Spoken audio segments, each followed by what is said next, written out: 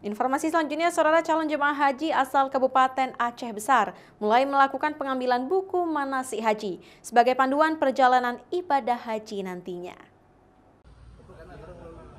Tahun ini Kabupaten Aceh Besar memiliki 421 calon jemaah haji yang akan diberangkatkan dalam 2 kloter, yaitu kloter 5 dan kloter 11.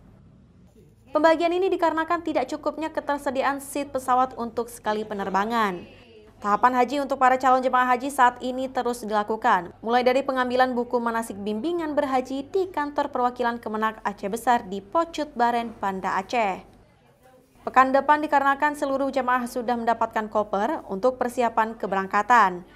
Saat ini koper belum dibagikan karena masih menunggu sarung yang sedang dalam proses percetakan. Jumlah jemaah 421 orang di Aceh Besar yang akan diberangkatkan dalam 2 kloter. Kloter 5 ada 42, sisanya di kloter 11.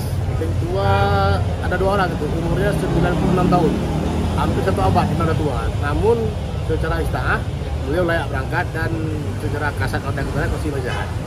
Hari ini kita lagi melakukan proses pembagian komandasi, sekalian juga koper nanti setelah ada sarungnya sampai dibagikan, dan kita utamakan yang kloter duluan, yang kloter 5. Kloter 11 mungkin kan masih jauh, jadi yang kloter 5 berangkat duluan itu akan dibagi pertama.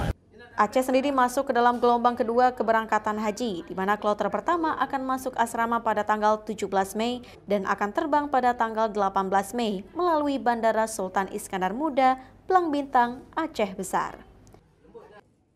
Syahril, Kompas TV, Banda Aceh.